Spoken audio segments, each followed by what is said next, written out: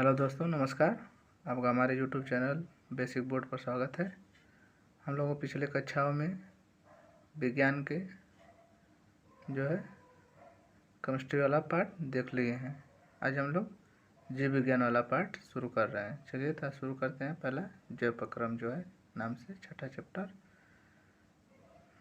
तो उसका पहला चैप्टर है पोषण। पहले जैव पोषण के बारे में देख लेते हैं क्या है। वे सभी प्रक्रियाएं जो जीव को जीवित बनाए रखने में सहायता प्रदान करती हैं जैविक या जीवन प्रक्रियाएं कहलाती हैं। जैसे पोषण हुआ, श्वसन हुआ, उत्सर्जन हुआ, परिवहन आदि। जीवों में होने वाली जैव रासायनिक अभिक्रियाएं अपचयी एवं उपचयी प्रकार की होती हैं। पोषण पाचन तथा श्वसन उपचयी, जबकि प्रकाश संश्लेषण एक उपचयी क्रिया है। नोट पॉइंट दिया है, शरीर के अंतर वातावरण के रासायनिक संगठन को स्थिर एवं संतुलित बनाए रखने की प्रक्रिया समस्थितिका कहलाती है।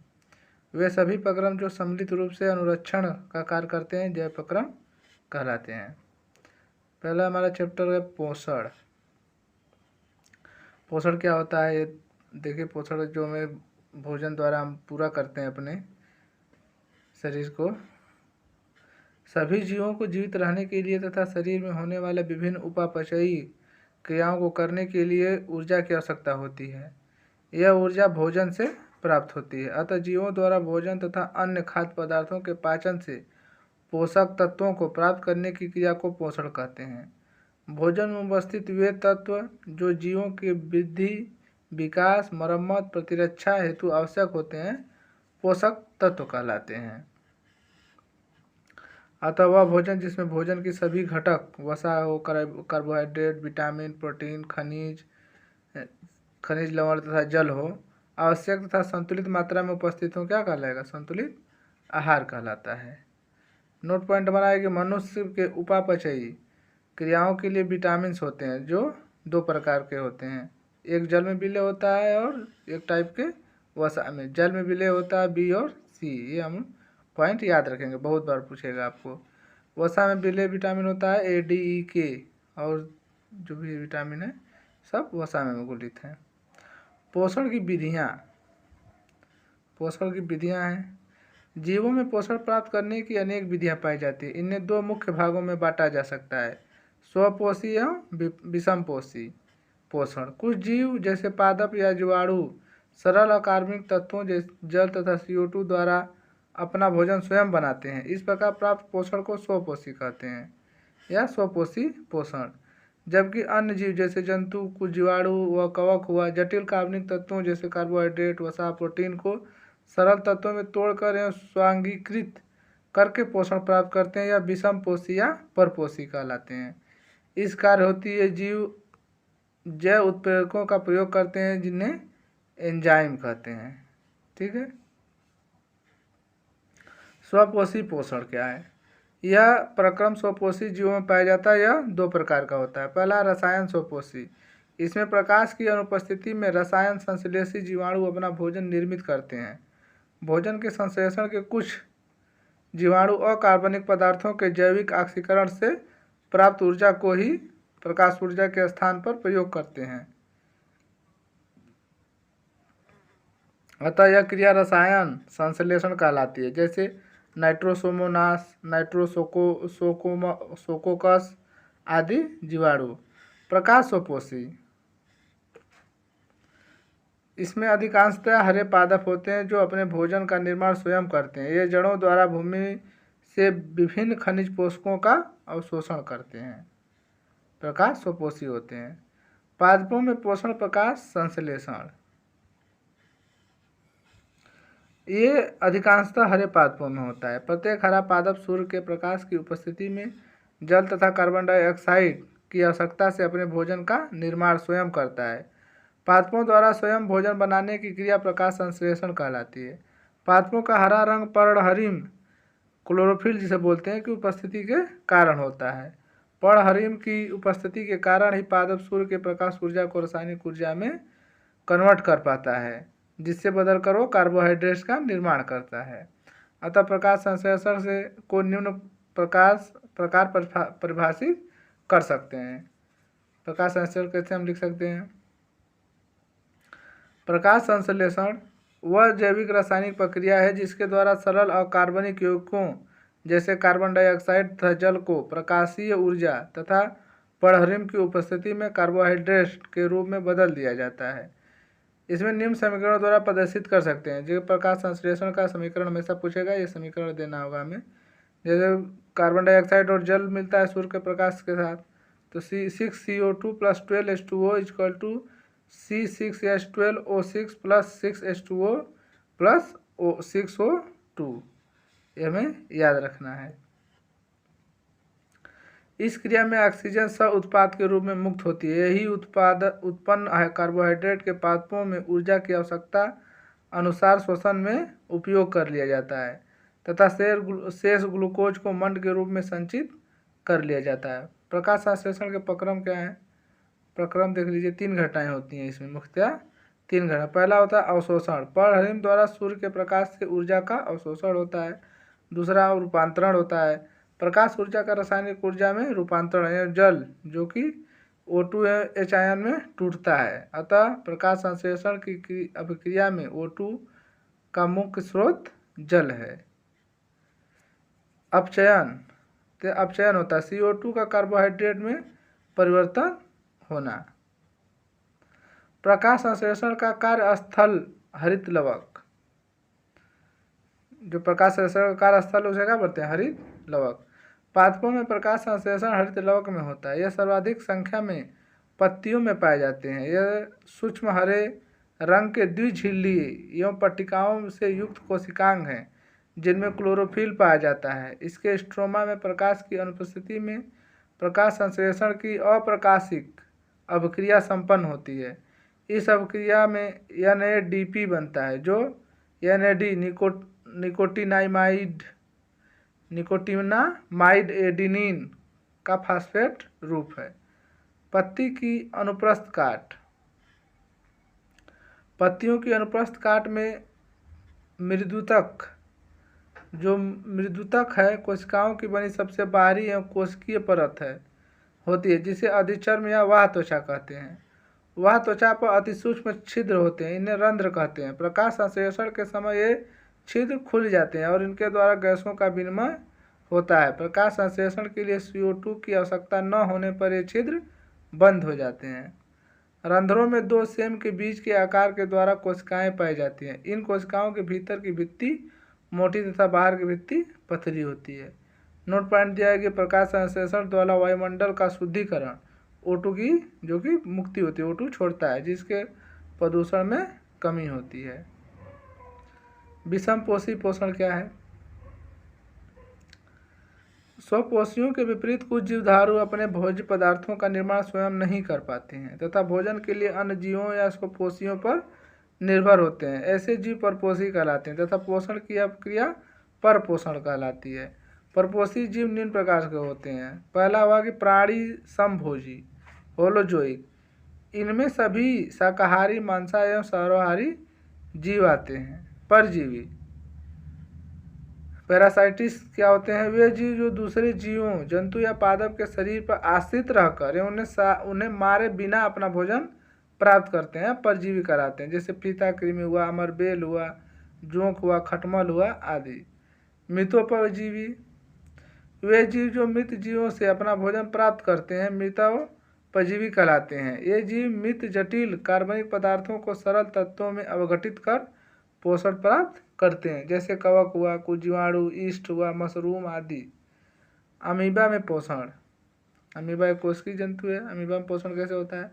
अमीबा में प्राणी समभोजी प्रकार का अंतः कोशिकीय पोषण पाया जाता है, जो कि अंगुलीनुमा प्रवर्धों स्यूडोपोडिया कुटपाद जिसे बोलते हैं द्वारा होता है। यह जल के साथ आए भोजन कणों को कोशिका के सतह के द्वारा अंतर्ग्रहित कर लेता है।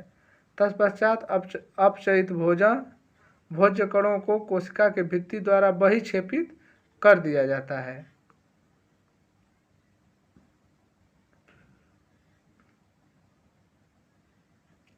मनुष्य में पोषण, भोजन के रूप में ग्रहण किए गए जटिल पदार्थों को शरीर द्वारा प्रयोग में लाए जाने योग्य उपयुक्त सरल पदार्थों के रूप में अवघटित करने की क्रिया पाचन कहलाती है। इस क्रिया को करने के लिए मनुष्य में एक संपूर्ण तंत्र होता है जिसे पाचन तंत्र कहते हैं। इस पाचन तंत्र में भोजन का पाचन विभिन्न प्रकार के पाचक विकरों या एंजाइम की सहायता से होता है। इन पाचक एंजाइम का श्रावण इसी पाचन तंत्र में उपस्थित पाचक ग्रंथियां करती हैं। अतः अध्ययन की सुविधा हेतु मानव में पाए जाने वाले पाचन तंत्र को दो भागों में बांटा जा सकता है। पहला आहार नाल, दूसरा पाचन ग्रंथियां। आहार नाल क्या होता है? आहार नाल की लंबाई 8 से 10 मीटर होती है। यह मुख्यतः मुख्य गुहा, ग्रसनी, ग्रास नली, अमाशय, छोटी आंत तथा बड़ी आंत में विभक्त होती है। मनुष्य की मुख्य गुहा निम्नलिखित 4 प्रकार के दांत होते हैं। मुख्य गुहा में 4 प्रकार के दांत होते हैं। दांतों के प्रकार दिया है, प्रत्येक जबड़े में दांतों की संख्या दिया है, दांतों का कार्य दिया है। देखिए, कृंतक, इंसिजर जिसे बोलते हैं, ये 2 जोड़ी होते हैं ऊपर नीचे। भोजन को कुतरना इनका काम है। दूसरा है रदनक, कैनिन 1 जोड़ी होता है, 2 ठो ऊपर नीचे। भोजन को चीरना फाड़ना इनका काम है।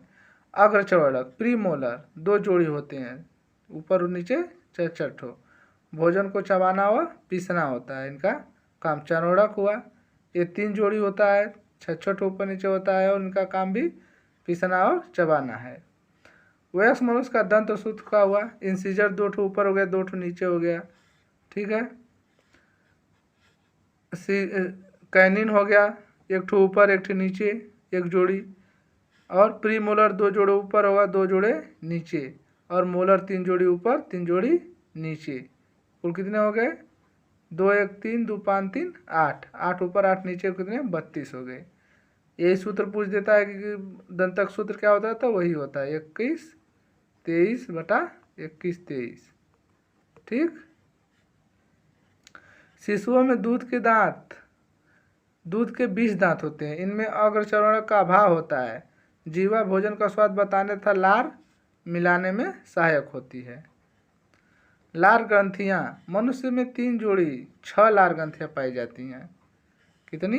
3 जोड़ी या 6 लार ग्रंथियां पाई जाती हैं, जो पृथक लार वाहिनी द्वारा मुख गुहा में खुलती हैं। लार ग्रंथियां लार का श्रावण करती हैं, जिसमें लाइसोजाइम और टाइलिन या एमाइलेज नामक एंजाइम पाए जाते हैं। ग्रसनी या ग्रसिका, यह मुख गुहा का पिछला भाग है। इसका पृष्ठ भाग नासा ग्रसनी तथा अधर भाग मुख ग्रसनी कहलाता है। नासा ग्रसनी घाटी द्वारा श्वास नली में खुलती है। ग्रास नली द्वार पर पत्ती के समान लटकी हुई उपास्थि की बनी संरचना पाई जाती है, जो घाटी ढापन या घाटी ढक्कन कहलाती है। भोजन निगलते समय ढापन घाटी द्वार को ढक लेता है, जिससे भोजन श्वास नली में न जाकर ग्रास नली या ग्रसिका में जाता है। ग्रसिका एक संकुचनशील पेशीय नलिका नुमा संरचना है, जो अमाशय से जुड़ी होती है। अमाशय यह जे आकार का थैलीनुमा संरचना है। इसे 3 भागों, ऊपरी भाग जठराग्नि, मध्य भाग बुधनी तथा अंतिम भाग जठर निर्गमी में बांटा गया है। अमाशय में स्थित अमाशयिक या जठर ग्रंथियों से जठर रस का स्रवण होता है। संपूर्ण अमाशय में जठर ग्रंथियां पाई जाती हैं। यह एससीएल के स्रवण के कारण अम्लीय होता है। छोटी आंत, यह मनुष्य में आहार नाल का सबसे सकरा तथा सबसे लंबा भाग होता है, 6 से 7 मीटर। इसको आंतरिक रचना के आधार पर ग्रहणी, मध्यांत्र तथा क्षुद्रांत या शेषांत्र में बांटा जाता है। ग्रहणी भाग अंग्रेजी के सी या यू आकार की होती है। छोटी आंत के शेषांत्र में रसांकुर पाए जाते हैं, जो आंत के अवशोषक तरल को अत्यधिक बल देता है। अतः इसमें भोजन का पाचन तथा अवशोषण दोनों होता है। बड़ी आंत की लंबाई लगभग 1.5 मीटर होती है। छोटी आंत बड़ी आंत में एक थैले जैसे भाग में खुलती है, जिसका सिरा 7 से 8 सेंटीमीटर लंबा सक्रिय व बंद नली के रूप में निकला रहता है। इसमें कृमि रूपी परिशेषिका कहते हैं। बड़ी आंत 3 भागों जैसे सीकम, कोलन तथा मलाशय में बटी होती है। इस भाग में पचे हुए भोजन तथा जल का अवशोषण होता है, साथ ही अपचित भोजन को शरीर से बाहर निकाल दिया जाता है। नोट पॉइंट दिया है कि सीकम से लगभग 7 से 10 सेंटीमीटर लंबी अंधनाल जुड़ी रहती है, जिसे कृमि रूप परिशेषिका कहते हैं। मानव में यह अवशेषी अंग होता है। पाचन ग्रंथियाँ, कुछ पाचन ग्रंथियाँ दिया गया है, उसमें कौन से एंजाइम निकलते हैं और पाचन पचित भोजन क्या निकलता है, ये सब एक सारणी बनाकर दिया है। देख लेते हैं इसको। पाचक ग्रंथि एवं स्राव, उसकी स्थिति क्या है, एंजाइम क्या है, पचित भोजन क्या है। लार ग्रंथि, लार ग्रंथि कहाँ पाई जाती है, मुख गुहा में। स्राव क्या होता है, लार। एंजाइम क्या होता है, सिल्वरी एमाइलेज। पचित भोजन में स्टार्च को मल्टोस में परिवर्तित करता है। दूसरा जठरीय ग्रंथि, अमाशय में पाई जाती है, यह जठर रस छोड़ती है। पेप्सिन और रेनिन व लाइपेज, इसमें से एंजाइम निकलते हैं। पचित भोजन कौन सा है, प्रोटीन, दूध, रेनिन जिसे उसमें पाया जाता है वसा। यकृत ग्रंथि से पित्त स्राव होता है, इसमें एंजाइम नहीं निकलता है, बड़े वसा बिंदुओं का इमल्सीकरण होता है इसमें। अगला हमारा अग्नाशय, अग्नाशयी रस व हार्मोन इसमें से निकलता है। इसमें एंजाइम होते हैं माइलेज, लाइपेज, ट्रिप्सिन, माइकोट्रिप्सिनोजन। कौन सा इसमें पाचन होता है, कार्बोहाइड्रेट का, वसा का, प्रोटीन का, इसमें अग्नाशय में। आंतरीय ग्रंथियाँ, छोटी आंत में जो ग्रंथि होगी आंतरस निकलता है, इसमें इरेप्सिन, मल्टेस, लैक्टेस, लाइपेज या इसको उनका स्टीएप्सिन, सुक्रेस, ये इसमें से क्या निकलते हैं, एंजाइम निकलते हैं। इसमें पाचन क्या होता है, प्रोटीन के अमीनो अम्ल का तोड़ना, मल्टोज को ग्लूकोज के अणुओं में तोड़ना, लैक्टोज को ग्लूकोज के अणुओं में गैलेक्टोज में तोड़ना, सुक्रोज को ग्लूकोज व फ्रक्टोज में तोड़ना, वसा का पाचन करना। नोट पॉइंट है इसमें कि यकृत शरीर की सबसे बड़ी ग्रंथि है, इसका भार लगभग 1500 ग्राम होता है। यकृत का कार्य पित्तरस का स्रावण, हिपोरिन प्रतिस्कंदन, कारण का स्रावण, यूरिया का संश्लेषण, विषैले पदार्थों का विषहरण तथा ग्लूकोज को ग्लाइकोजन में परिवर्तित कर उसका संचय करना है। और टॉपिक हमारा है कि भोजन के पाचन की क्रिया विधि। भोजन के पाचन क्रिया विधि क्या है, जटिल व घुलनशील खाद्य पदार्थों को भोजन तथा रासायनिक क्रियाओं के द्वारा घुलनशील पदार्थों में बदलना व उन्हें अवशोषण योग्य छोटे छोटे सरल घटकों में तोड़ने की क्रिया को पाचन कहते हैं। पहला इसमें है कि अंतर्ग्रहण, इसमें भोजन को चबाना, आमाशय में भोजन को लुगदी बनाना, आहार नाल में क्रमाकुंचन गति के कारण भोजन को आगे खिसकाना आदि सम्मिलित है। संकुचन गति स्वायत्त तंत्रिका तंत्र के नियंत्रण में एक प्रतिवर्ती प्रक्रिया के रूप में होती है। पाचन, इसके अंतर्गत पाचक ग्रंथियों द्वारा स्रवित रस के एंजाइम जटिल अघुलनशील भोज्य पदार्थों को सरल घुलनशील इकाइयों में तोड़ देते हैं। अवशोषण, अवशोषण कैसे होता है भोजन का, प्रोटीन, कार्बोहाइड्रेट, न्यूक्लिक अम्ल तथा न्यूक्लियोटाइड के अंतिम उत्पादों का अवशोषण रसांकुर के भीतर उपस्थित रुधिर कोशिकाओं में, जबकि वसा के अंतिम उत्पाद का अवशोषण लसिका वाहिनियों द्वारा होता है। बचे हुए सरल खाद्य अणुओं का अवशोषण आहार नाल की छोटी आंत में होता है। वसा का पाचन मुख्य रूप से छोटी आंत में होता है, इस पॉइंट को याद रखेंगे। अगला पॉइंट हमारा है स्वांगीकरण। पचे हुए पदार्थ कोशिका के जीव द्रव में पहुंचने के बाद उसी में विलीन हो जाते हैं, इसे स्वांगीकरण कहते हैं। पांचवा पॉइंट हमारा मल विसर्जन है। पाचन समाप्त होने के पश्चात आहार नाल में कुछ अपशिष्ट पदार्थ शेष रह जाते हैं, जिनका पाचन संपन्न नहीं हो पाता, अतः इनका मानव शरीर से उत्सर्जन हो जाता है। ये चरणों से होकर हमारा पाचन क्रिया गुजरती है। नोट पॉइंट क्या है कि पाचन क्रिया भौतिक क्रिया भी है व रासायनिक भी है, दोनों क्रिया है पाचन। भौतिक क्रिया के अंतर्गत चबाना, क्रमाकुंचन, भोजन की लुगदी बनाना आदि होता है, जबकि रासायनिक क्रिया में विभिन्न एंजाइमों के द्वारा भोजन का अपचयन होता है। चलिए इस तरह से चैप्टर हम लोग आज 60 रिवीजन कर लिए। अगले वीडियो में हम लोग इसका क्वेश्चन आंसर देखेंगे। तब तक